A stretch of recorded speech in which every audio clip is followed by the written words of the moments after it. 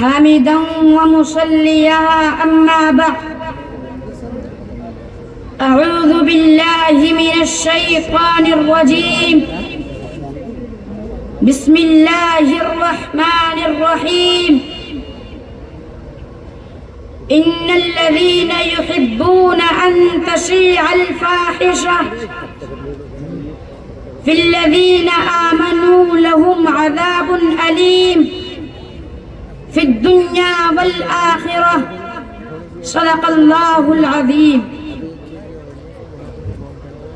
حکم مستحکم و مخاطبین محترم، آج کا یہ دور فتنوں کا دور ہے.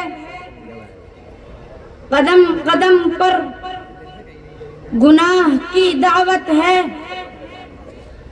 شیطان مردود نے ہمیں تباہ و برباد کرنے کے لیے چاروں طرف جال پھیلا رکھا ہے.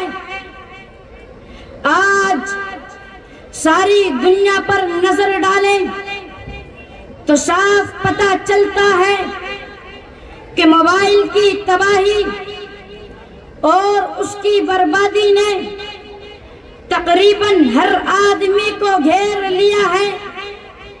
دکانوں اور مکانوں میں، کارخانوں اور فیکٹریوں میں، اسٹیشن اور ہوائی اڈوں میں، چوراہوں اور بازاروں میں، آبادی اور جنگلوں میں، حتیٰ کہ تعلیم گاہوں میں، بچہ ہو یا بچی، جوان ہو یا بوڑھا، مرد ہو یا عورت، استاد ہو یا شاگرد، اولاد ہو یا ماں باپ، ہر ایک اس موبائل کی لعنت میں گرفتار ہے.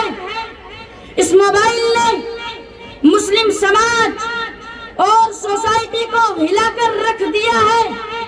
ناچ گانا بجانا اس قدر عام ہو چکا ہے کہ دل روتا ہے اور خون کے آنسو بہاتا ہے، جبکہ اللہ تبارک و تعالیٰ نے قرآن کریم کے اندر ارشاد فرمایا ان الذین یحبون ان تشیع الفاحشہ فی الذین آمنوا لهم عذاب علیم فی الدنیا والآخرہ. بے شک جو لوگ ان مسلمانوں کے اندر برائی کا عام ہونا پسند کرتے ہیں، ان کے لیے اس دنیا و آخرت میں دردناک عذاب ہے. محترم حضرات،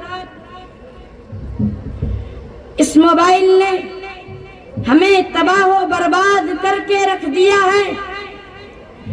اللہ کی بے شمار نعمتوں میں سے وقت ایک ایسی نعمت ہے جو سونے اور چاندی سے بھی زیادہ قیمتی ہے. دنیا کی کسی بھی نعمت کے ذریعے وقت کو نہیں خریدا جا سکتا، مگر ہم ہیں کہ گھنٹوں گھنٹوں بلکہ رات رات بھر موبائل میں لگے رہتے ہیں، فلمیں دیکھتے ہیں، ڈرامے دیکھتے ہیں، نیند کو برباد کرتے ہیں اور وقت کا خون کرتے ہیں. اس موبائل سے ہماری قوم کی نئی نسل تباہ و برباد ہو رہی ہے. اس موبائل سے صحت و تندرستی خراب ہو جاتی ہے.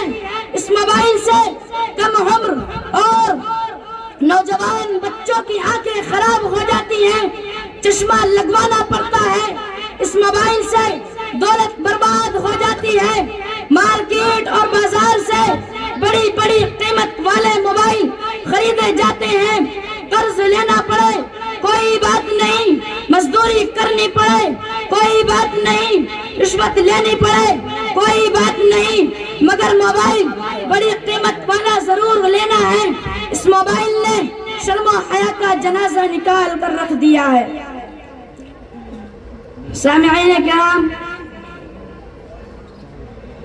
آج کل جسے دیکھو اس کے ہاتھ میں موبائل فون ہے اور وہ اس کی زندگی میں گم ہے.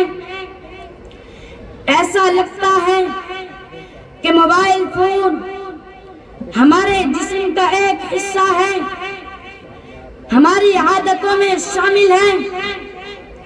بہت سے لوگوں کے لیے یہ کسی علت سے کم نہیں، سوتے جاگتے، کھاتے پیتے، اٹھتے بیٹھتے، حتیٰ کہ واش روم میں بھی موبائل کا استعمال اس قدر عام ہے کہ ایسا لگتا ہے کہ آپ موبائل کو استعمال نہیں کر رہے ہیں بلکہ موبائل آپ کو استعمال کر رہا ہے۔ افسوس سد افسوس، اے میری قوم، چاہیے تو یہ تھا کہ موبائل پر قرآن کی تلاوت کرتے، دین کی کتابیں پڑھتے، خدا اور رسول کو راضی کرتے اور موبائل کا جائز استعمال کرتے، لیکن آج ہم موبائل کا غلط استعمال کر رہے ہیں، بلکہ مسلم قوم دوسری قوموں سے زیادہ اس موبائل کا غلط استعمال کر رہی ہے۔ میں شعر کے ساتھ اپنی تقریر کو ختم کرتا ہوں۔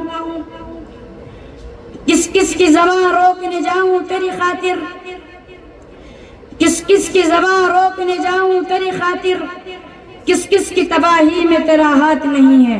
وآخر دعوانا الحمدللہ رب العالمین۔